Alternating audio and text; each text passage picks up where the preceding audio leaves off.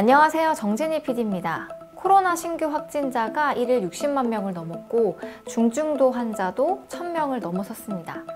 이처럼 코로나 확산세가 계속되면서 의료체계 붕괴를 우려하는 목소리도 커지고 있습니다. 비온 뒤에서 전문가와 함께 자세한 이야기 나누어 보겠습니다.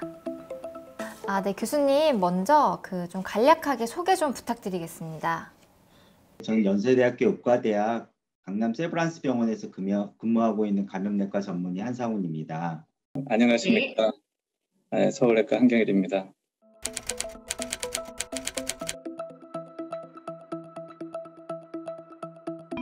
확진자의 확산세 수가 좀 심상치가 않은 것 같습니다.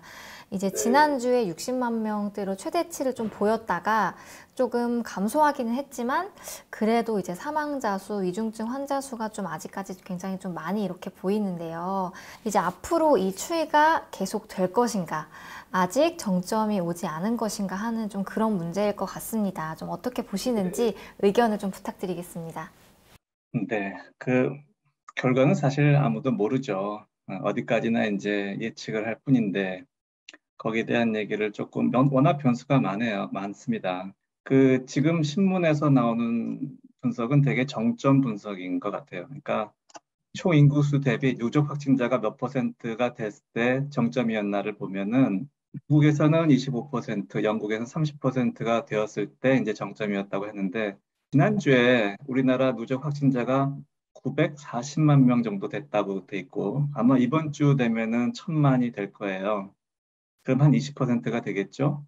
그럼 그 추이라면 아직 피크는 안 온 거고 앞으로 뭐 25%, 30% 달하려면 한 1, 2주 더 걸릴 거라는 생각이 들어요. 또 하나는 이제 이스라엘의 경우에는 그 신규 확진자가 1.2%가 되었을 때 최대 정점이었다고 해요. 우리나라로 따지면 이게 60만 명인가요? 그러니까 이렇게 아주 단순한 비교죠. 그래프를 보는 건 아니고 이건 정점 분석이라 저는 이 분석은 편하긴 하더라도 왠지 정확할 거라는 생각이 안 들고 그냥 그래프 추이를 보는 게 좀 낫지 않을까 생각이 들어요. 우리나라 이 피크 추이가 상당히 가파릅니다. 두 번째는 이제 오미크론 2, 그러니까 의 유행 증가로 인해서 유럽에서는 또 다른 상승 곡선을 보여주고 있어요. 이게 조금 더 유행을 더 오래 가고 더 높게 할 수 있는 가능성이 있고 또 하나는 이제 우리가 정점이 아직 오지 않았는데도 불구하고 정부가 거리 두기를 완화했고 또 독감처럼 다루겠다는 발표가 있었는데 걱정이 되는 거는 이제 국민들에게 잘못된 신호를 주게 되는 것이 아닐까라는 생각입니다. 그리고 최근 코로나 검사를 꺼리거나 또 확진된 후에도 밝히기를 꺼리는 소위 샤이 오미크론이 많아지고 있다는 점도 저평가되는 이유 중에 하나인 겁니다. 실제 감염자가 보고되는 확진자 통계보다 약 2배 정도 규모일 거라는 얘기도 있어요. 자, 한번 그래프를 한번 볼게요. 100만 명당 신규 확진자 수인데요. 여기 한국 데이터를 보시면은 자, 이 그래프가 어떻습니까? 어떤 모양이에요?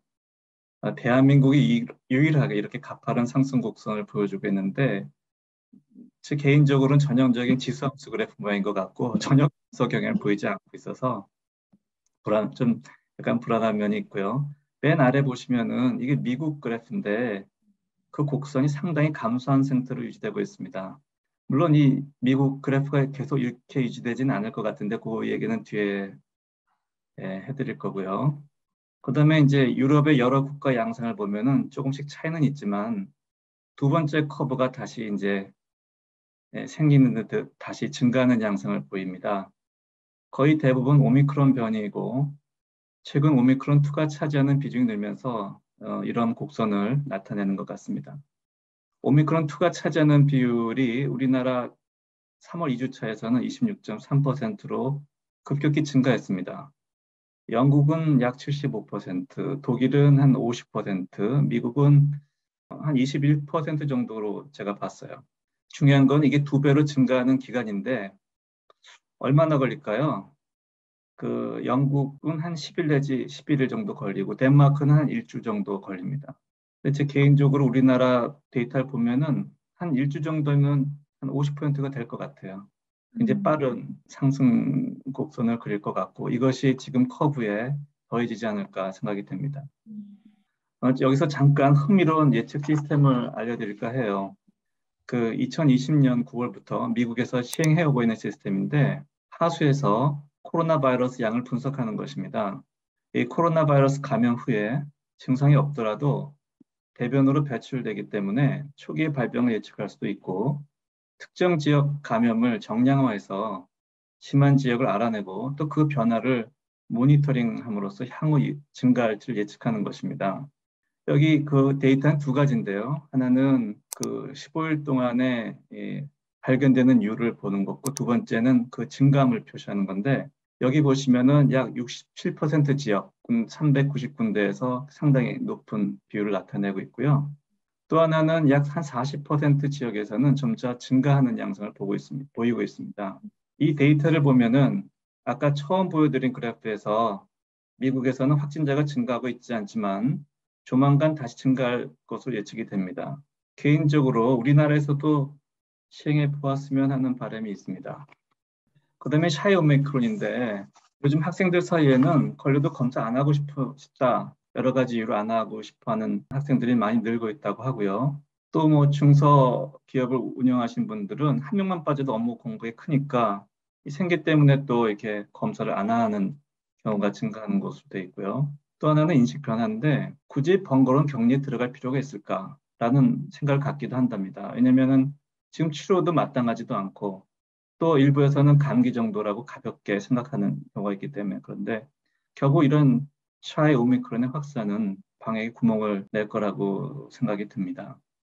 최근에 코로나19 국민 인식 조사가 있었는데 감염 시 결과가 심각하다고 응답한 비율이 50%가 되지 않아요. 역대 최고치인데 또한 이 3월 중순부터인가요? 그 PCR뿐만 아니라 전문가용 신속 항원 검사 양성을 이제 집계에 포함시켰는데 이게 전산이 몰리다 보니까 오류가 생겨서 확진자 집계에 문제가 생겼던 적이 있었습니다. 기억나시겠지만 4만 명 정도 전에 한번 누락이 됐었죠. 그래서 앞으로 이 시스템이 아직 불안정한 것 같아서 이것도 하나의 집계 오류에 포함될 것 같습니다.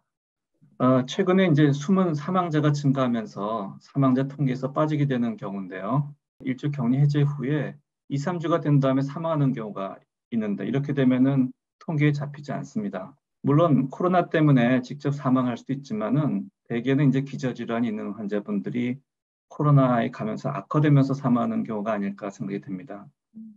자, 우려스러운 거는 여기 집중관리군만 30만 명이나 되고 또 그분들을 이제 직접 보는 게 아니라 비대면 모니터링에 의존하게 돼서 환자 상태를 정확하게 체크하는 데는 한계가 있다는 것입니다.